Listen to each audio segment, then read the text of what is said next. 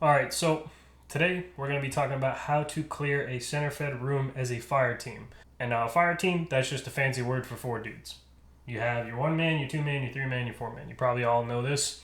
There are two types of ways to enter a center fed room there is a deliberate method and a dynamic method, or dynamic entry, deliberate entry, whatever you want to call it.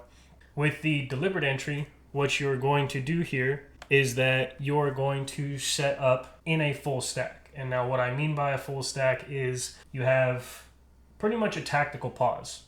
You roll up to a doorway, you take that tactical pause, you wait for all your guys to get set, you get squeezed on the shoulder, and then you begin your entry process. The reason we do this is because there's a saying called slow is smooth and smooth is fast. If you're racing to get into this room, understand that there are most likely 5 general points where you will take contact, if not obviously more, because there's different kinds of room setups and everything else. What we're going to do is we're going to be slow and methodical. And what we're going to do is a full pine of the doorway. And now what I mean by a full pine of the doorway is that your one man, he's facing at the doorway. The one man can only see about 10 to 15% into this room. He needs to see more before he enters that room, because this doorway, depending on whatever structure you're in, say it's made out of brick or concrete or whatever, that is a good piece of cover for you to stand behind. If not cover, and let's just say it's drywall and wood, at least it's somewhat concealment. So you're not just exposing yourself to those internal elements inside that room. So what you're going to do for a full pine of the doorway is you're going to stare at the doorway the entire time, and you're going to make pretty much a half circle. As you make this half circle, you're searching the corners, you're checking for dead space. And now what dead space is that obviously when people live somewhere, they collect furniture. There's going to be furniture in houses. What you can see is furniture. What you can't see is what's behind that furniture.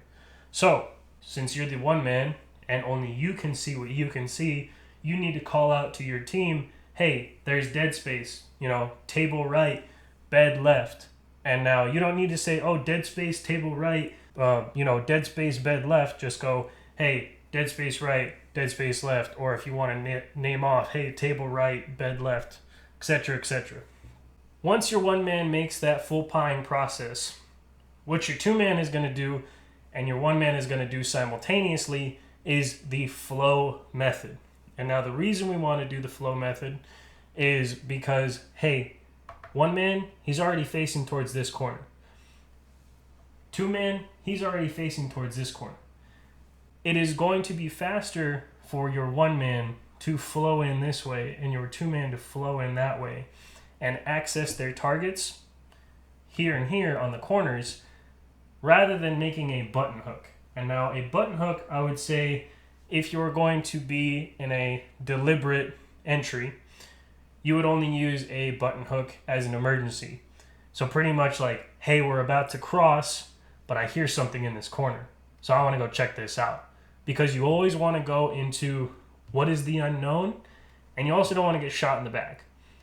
If you just flow into this way, but you heard something on your right, you're not going to want to get shot in the back, because your two man is still not going to be as fast enough to access that threat before you end up getting hit. So, a button hook, you're pretty much just going to swerve inwards like that, take out your target, and then your two man will do the same thing. There's a saying, it's called the one man is never wrong. And the reason that the one man is never wrong, and the reason that he dictates it, is because he's the first person going into the room. The two man's job is to pick up on whatever the one man's job is doing, and then 3 and 4 follow suit. What that looks like is, like I said, if you have those situations where at the last second you want to do a button hook, or you feel like doing a button hook because maybe you saw that there was a doorway over here and you want to, access that first. Your two man doesn't know that. So the two man should never be getting upset at the one man being like, oh, why'd you button hook? Why didn't you flow? One man's never wrong. One man's never wrong. Just remember that. So, as you do your flow and you access your targets, if there are any, your two man's going to flow. And let's just, for demonstrative purposes, get these out of the way. You float into the room. What your 3-man, your 4-man are going to do is follow in suit. So 1 man, he's going to just look into this corner, but not get sucked into the corner. Getting sucked into the corner is when you make that full entry and you just keep walking and walking and walking, and you're only facing towards this corner. You're not looking at everything else in the room. Because understand, combat is a 3D environment. You can be getting shot at from beneath you, from on top of you, from your left, from your right, from your front, from your back. Anywhere and everywhere you can take contact. So, it's stupid to just be like, oh, I'm going to just walk towards this corner. Look at what's in the corner. If there's no target or no threat, then view somewhere else. What you should be doing is putting your attention to your bed, the dead space, because obviously you don't know what's beyond that. So as you're making your crossing, you're about here. You know that the bed's there. Your 2-man, he's coming across. He's also not getting sucked into his corner. He's noticing, okay, there's a table here, there's a bed here, because he turns back around to face the rest of the room. Your 3-man, he's going the opposite direction of your 2-man. So as he's pretty much following the 1-man to wherever he's going.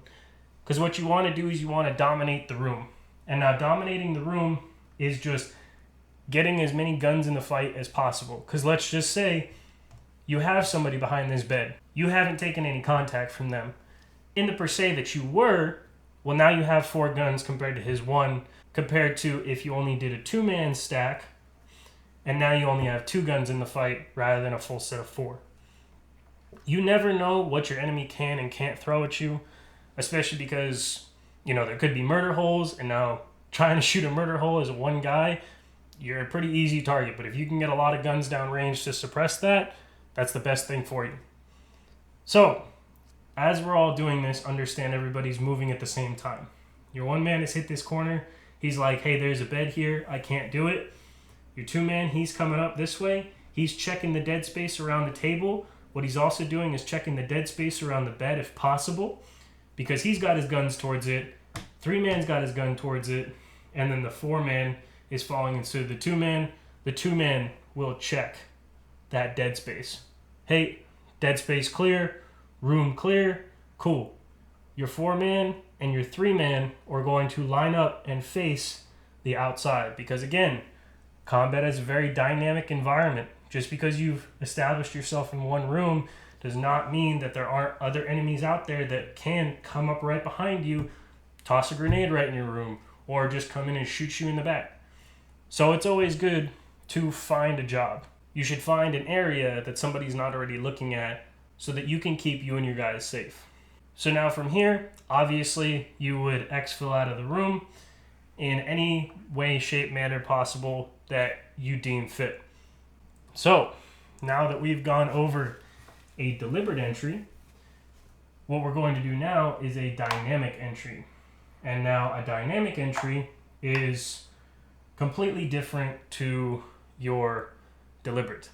So now when we talk about a deliberate entry, we are talking about moving quickly and efficiently. So in the case of that, we are going to do what's called a flowing stack. These 4 dudes right here are just moving. They're not taking any kind of tactical pause. They're not setting up in a regular stack. They're on the move. Now your 1-man, he's still trying to get up into this room, and he still needs to pie off the doorway. But this time when he pies off the doorway, he's only going to do it to 90%. He's trying to assess what's in this room as much as possible.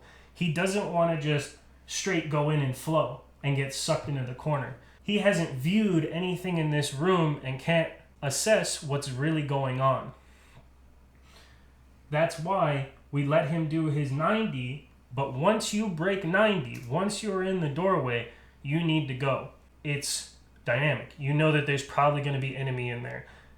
This is called the fatal funnel for a reason. You stand in the doorway, you're going to have a really bad day.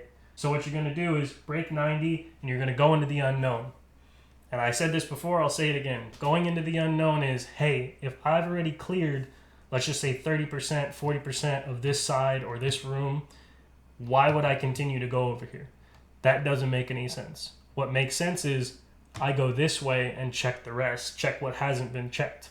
because I want my gun facing towards my target, not my back. So again, you break that 90, you go in and you go into the unknown so that your 2-man can flow right in and protect your back as much as possible. And then again, assess the room, same as possible. All this is happening, simultaneously. And boom, you now have done the same exact thing, but just as a dynamic entry. So understand that a dynamic entry should and can be used for multiple different kinds of reasons. One of those reasons may be hostage rescue. One of those reasons may be, hey, there's enemy in there. One of those other reasons may be something I haven't made up yet. I don't know. But pretty much, if you are in a combat environment, and let's just say this is Fallujah 2004, feel free to initiate all kinds of dynamic entries with frag grenades. And now I would say in a dynamic entry, the reason you're making a dynamic entry is because you're trying to get a drop on a bad guy. Best way to get a drop on a bad guy is toss a grenade in there. I will say with tossing a grenade in there, if this is Fallujah 2004, it's going to kick up a lot of smoke. So understand that, yes, you can use grenades. Should you use grenades is the better question, because say you throw a grenade in there and now the room is covered in smoke and you can't see. Well, now you've just screwed yourself in your visibility. If you can't see, you can't effectively engage the enemy. The enemy will know where you're at. He knows that you're coming through here. You don't know where he's at. So I say situation dictates as far as using frag grenades. That's also another thing, is that in a dynamic entry, when you're doing a flowing stack, you also probably won't have time to even use a grenade, because a grenade is more of a deliberate type entry. But you can also do a Frankenstein baby of the two, where you can do a deliberate stack with a deliberate beginning, but a dynamic entry. So you're doing that, breaking 90 and just going in, not doing the whole pieing process. But again, situation dictates on all of this.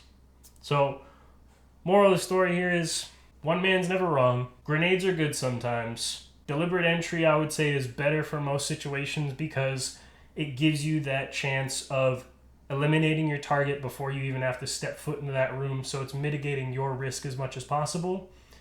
But at the end of the day, dynamic entries are called for, and they require speediness and intensity and your team to all be on the same page. So if you have the luxury of getting 3 other friends to go, play extreme Minecraft with you in the woods, this is stuff I'd recommend you consider.